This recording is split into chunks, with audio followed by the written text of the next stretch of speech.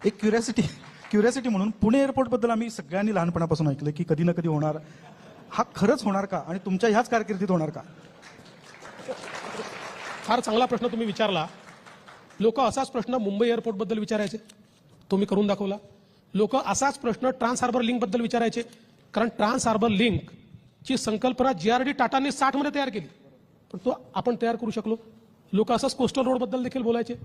मी ज्यावेळेस समृद्धी महामार्गाचं पहिलं प्रेझेंटेशन केलं तर माझ्या काही मित्रांसहित अनेकांनी मला वेड्यात काढलं होतं की असं होणार आहे का, असे रस्ते होतात का. मी राज्यभरातल्या संपादकांना बोलवून त्यांच्यासमोर प्रेझेंटेशन केलं होतं. त्यावेळेस त्यातल्या काही संपादकांनी मला कानात सांगितलं होतं की चांगला प्रकल्प आहे, झाला तर बरं होईल. त्यांना माहिती होतं होणार नाही आहे, पण तो झाला. त्याच्यामुळे किंवा वाढवणचंच मी आपल्याला सांगितलं की 90 साली बंद झाला होता. मी 2017 साली नव्याने राईट ऑफ वे शोधून काढला आणि सुप्रीम कोर्टापर्यंत जाऊन परमिशन आणली आणि आज तो वाढवण बंदर होता. त्यामुळे तुम्ही हे लिहून घ्या, पुण्याचा नवीन एअरपोर्ट होणार म्हणजे होणार. अगदी मनापासून धन्यवाद. मी